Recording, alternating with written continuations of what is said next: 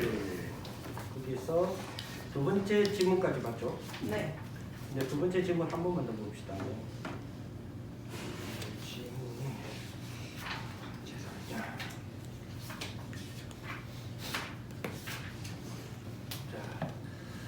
두 번째 지문 다시 한 번 더 읽어봅시다. 이 철학적 근대를 특징 짓는 근대적 문제 설정은 주체의 통일성과 중심성을 가정하여 그것을 개념적 영역의 출발점으로 삼고 있었다는 점에서 주체 철학이란 특징, 모든 지식을 오직 참된 지식, 과학이란 기준으로 판단하거나 정당하는 점에서 과학주의란 특징을 갖고 있다. 더불어 이성의 빛으로 만물을 비추어야 하며 인간의 무매한 삶과 실천 역시 이 이성의 빛에 의해 계몽되어야 한다고 생각했다는 점에서 계몽주의라는 특징을 갖고 있다. 자, 철학적 근대라고 하는 것을 특정 짓는 그런 문제 설정이라고 했을 때 주체의 통일성, 중심성 가정, 그래서 주체 철학 이런 말이 오죠.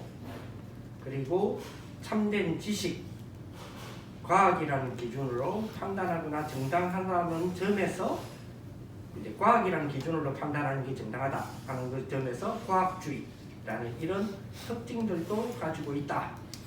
이렇게 보기도 합니다. 그리고 조금 더 내려가 볼까요?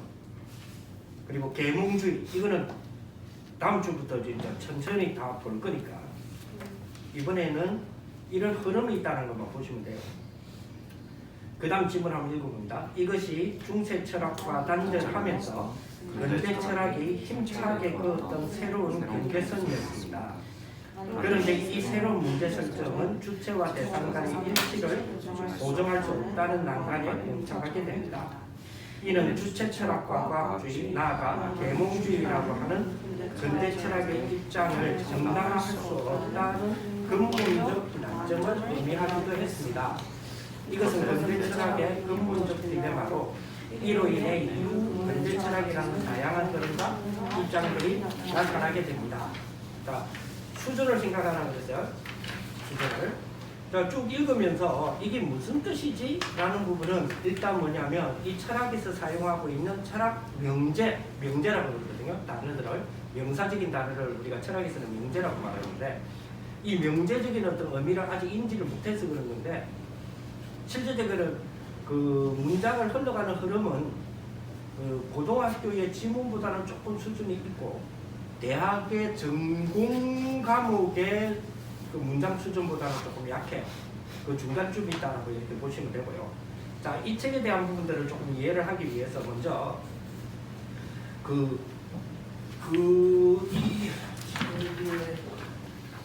이 큰 책이 되니까 그건 없죠. 큰 책이 되니까 그게 없죠. 그 날개가 없죠. 지금 날개죠. 지금 말하면 이 저자가 이진경이라고 하는 교수인데 이분이 불교 철학자예요. 그런데 왜 이걸 선택했냐? 이 사람이 최선 이 철학과 굴뚝청소부만큼 잘 쓴 이렇게 철학사 전체를 한 번에 이렇게 딱 볼 수 있도록 잘 쓴 책이 없어. 그리고 불교적으로 그러니까 해석한 건 아니에요. 그래서 물론 자기의 그게 있으니까 아무래도 담겨져는 있겠지만 그런 것들을 우리가 걸러내면 되는 건데 진짜로 이렇게 어떤 면에서는 철학 인문서 치고는 진짜로 잘 썼어. 정말 이 흐름을 보면서 그런 부분인데 이분의 이 책을 이해하는 용어 중에 하나가 아까 지금 문제 설정이라고 했죠. 문제를 설정한다라는 이 말이 계속 나올 거예요. 그러면서 철학과 철학 사이의 경계선이라는 단어가 굉장히 많습니다. 오늘 또 아까 이게 세 번째 보니까 오죠. 중세 철학과 단절하면서 근대 철학이 힘차게 그었던 새로운 경계선이다라는 표현을 쓰죠. 그래서 그런 부분을 조금 이해하려면 자, 이런 말 들어봐서 우리가 하나님 믿으라 이러니까 뭐라고 그래요? 그런 것도 있고, 쉽게 말하면 종교도 신도, 인간이 안 그렇지, 인간이 만든 거다. 그래, 신도 인간이 만들어, 종교도 인간이 만들었어. 신도, 특히 신도 인간이 만들었어. 이 말 많이 들죠. 이 말도 많이 하기도 하고 사람들이. 자, 신도 인간이 만들어낸 거야라는 말이 있잖아요. 요 말이 모든 철학의 사조를 다 종합적으로 한 말이에요. 이 말 한마디가. 굉장히 이게 사실은 우리는 뭣도 모르고 그 말을 하잖아요. 신도 인간이 만든 거야. 그러면 친구들이 만약에 그러잖아요. 우리가 예수 믿어라 이러면 야, 하나님도 인간이 만든 거야. 인간이 얼마나 연약했으면 신을 만들었겠노 이러잖아. 자, 그러면 거기에 대해서 증명을 해봐요. 거기에 대해서 그 말을 설명을 해봐요. 그 말을 설명을 하려면 근대 철학부터 시작하여서 들레즈까지 가야 돼. 오늘 우리가 다루는 지금 다루는 요 책에서 다루는 사람은 19명 정도밖에 안 돼요. 우리가 철학하면 억수로 막 복잡할 것 같은데 사실은 한 19명. 빠진 사람 한 6명 정도가 빠져 있는데 중요한 사람들. 그 나중에 도중에 조금 집어넣기로 하고. 특히 현상학에 대한 부분이 지금 여기 없거든요. 현상학에 대해서 좀 다뤄줘야 뭐를 지금 빠뜨리면 애플 아이폰을 이해 못하느냐 하이데거의 도구신학 혹은 분석신학, 도구 분석신학이라고 그러는데 철학이라고 그러는데 도구 철학이 빠지면 심플을 이해를 못해요. 심플을 이해 못하면 아이폰을 이해 못해. 왜? 심플을 이해 못하면 누구를 이해 못하냐면 스티브 잡스를 이해 못하거든요. 그럼 스티브 잡스를 이해 못하면 결국은 아이폰을 이해 못하죠. 애플을 이해 못하죠. 물론 지금 좀 진쿡이 좀 이제는 원래는 아이폰이 이렇게 크지 않아. 원래 크지 않게 만들기 위해서 아이폰을 만들었거든. 근데 사실은 이제 스티브 잡스 죽고 나서 좀 크게 되고 난 뒤에 키웠단 말이야. 키웠는데 대박을 쳤어. 어쨌든 간에. 근데 이제 원래의 그 애플의 철학이 있어요. 그 철학이 심플해요. 굉장히 심플하고 디자인도 심플하고 그리고 심플하다는 말은 사용법도 심플해야 돼요. 그래서 원터치라. 그래서 아이폰은 동그라미 이거 하나밖에 없어. 삼성 같은 경우도 이제는 많이 따라갔지. 옛날에는 3개, 4개 이래 있을 때.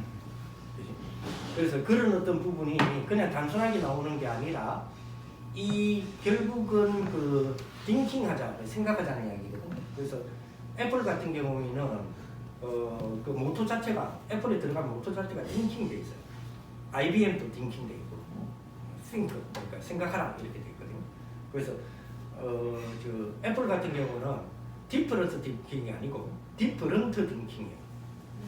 디퍼런스 띵킹은 다르게 생각하자는 거고 아니에요. 애플은 뭐냐? 디퍼런트 띵킹, 완전히 다른 생각을 해라는 거예요. 그게 모토예요. 그리고 그 마이크로소프트 같은 경우 빌 게이츠의 였잖아요. 마이크로소프트 같은 경우에 모토가 뭐냐면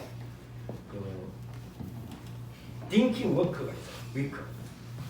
그 뭐냐면 생각하는 한 주간. 1년에 딱 2주, 상반기 한 주, 하반기 한 주. 그래서 생각하는 그는 딱 그 날이 되면 재밌는 거는 여러분 아시다시피 재밌는 거는 테슬라의 앨런 머스크라든지 이런 사람들이 자기 집에 IT 제품이 없어요. 자기 아이들 못 쓰게 해요. 어느 정도의 나이가 될 때까지. 재밌는 거는 빌 게이츠 집에서도 못 쓰게 해요. 저거가 만들어 놓고 저거가 못 쓰게 해요. 그러면서 오로지 뭐 파게 만들었냐. 어느 수준까지 올라갈 동안에 책만 파요. 그래서 보통 우리 진짜 엘리트, 그러니까 그냥 엘리트가 그냥 나오는 게 있거든요. 사실 엘리트가 뇌에서 무의식에서 나오는 것이 만약에 지식이라면 무의식에서 지식이 나와. 그러면 이거는 완전히 엘리트지. 그러면 무의식에서 지식이 나오기까지 자녀 교육들을 어떻게 하느냐. 0세에서 3세까지 거의 1만 권의 책을 집어넣어요.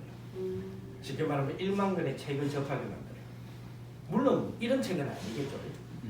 1만 권의 책. 그리고 3세에서 6세까지 또 1만 권이에요. 그지? 또 조금 작은 사람은 5천 권, 5천 권에서 합쳐서 1만 권. 그 정도로 해요. 어떤 사람들은 이게 너무 강하지 않냐 하지만 실질적으로 이 엘리트 교육을 하는 엘리트 아빠는 엘리트 교육을 이렇게 해요. 그 이유가 예를 들어 볼게. 빌 게이츠 같은 경우에 지금까지 기부, 그러니까 기부 문화라고 그러죠. 기부, 가난한 사람을 위해서 돈 내는 거 54조 냈거든. 54조. 여러분 조가 얼마만을 말죠? 조 1, 10, 100, 1000만, 10만, 100만, 1000만, 억, 10억, 100억, 1000억, 1조, 그 다음에 10조 곱하기 5. 이게 50조라. 그지? 그러다가 2조가 더 있었으니 4조가 더 있으니 54조를 기부했다고. 자, 이런 사람이 자기 자녀를 이런 자기, 이게 자기잖아. 이런 자기를 딛고 넘어서는 능력이 돼야 되잖아. 그지? 그러려면 어떻게 교육을 하겠어? 근데 이런 사람들의 세계, 요 세계를 보고 우리가 뭐라 불러? 3단체라고 불러요. 그러니까 우리가 너무 쉽게 3단체 하는데 3단체라고 부르실 때 개념이 이런 개념이구나 라고 보면 돼요. 이 3단체를 지도하고 보고만 하자고 나선 단체가 다락방이요. 그게 성취 가능하다고 보는 게 랩런트거든. 그렇잖아요. 그럼 쉽게 말하면 여러분들이라는 얘기예요. 그럼 여러분들은 어떻게 준비를 해야 될 거냐 하는 부분. 그래서 이런 부분들을 좀 생각을 많이 해야 돼. 생각을 많이 해야 되는데, 자, 내에서 이것이 이렇게 되니까 무의식이 되어서 지식이 나오는 일이 벌어지는 거지. 이런 부분인데, 요런 3단체의 가장 기반, 우리의 기반은 뭐예요? 주는 그리스도시요 살아계신 하나님의 아들입니다 라고 하는 이 고백, 그 고백이 얼마만큼 큰 거냐면 이 고백이 반석 위에 교회가 될 거야 이랬거든. 그러면 이 반석, 자, 이들의 반석은 뭐지? 철학이야.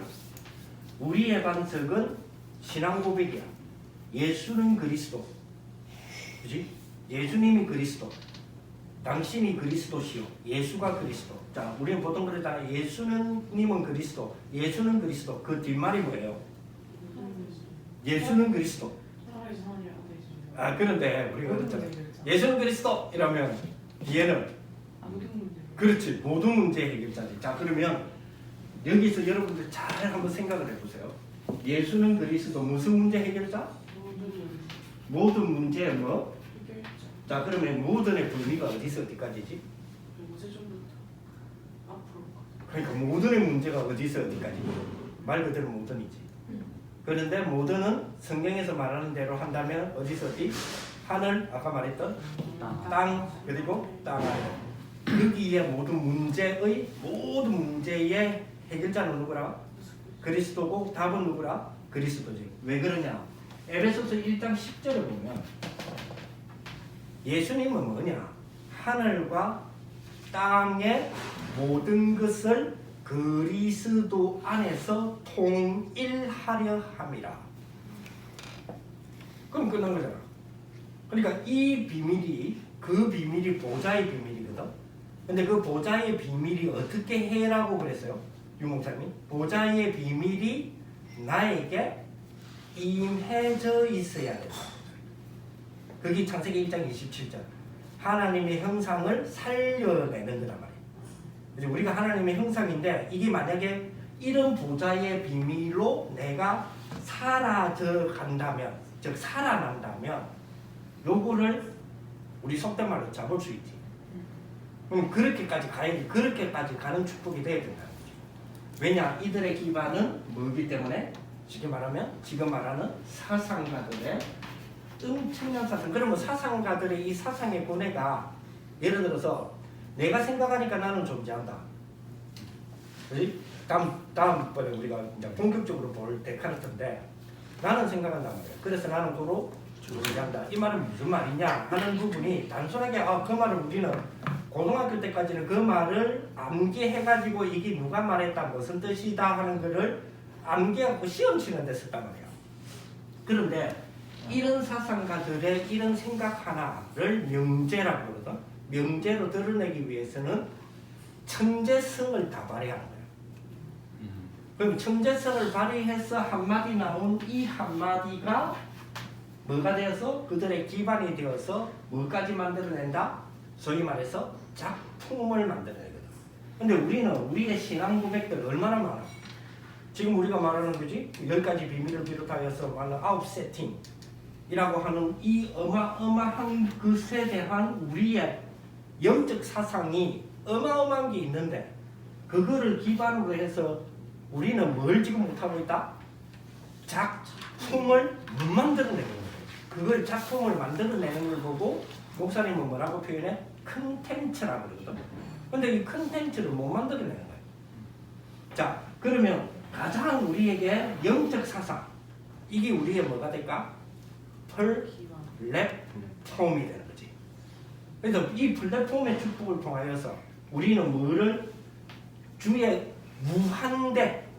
무한대의 가능성을 우리에게 가능성을 열어놓은 게 아니라 가능성을 만들어서 우리에게 주는 게 뭐지? 보좌야.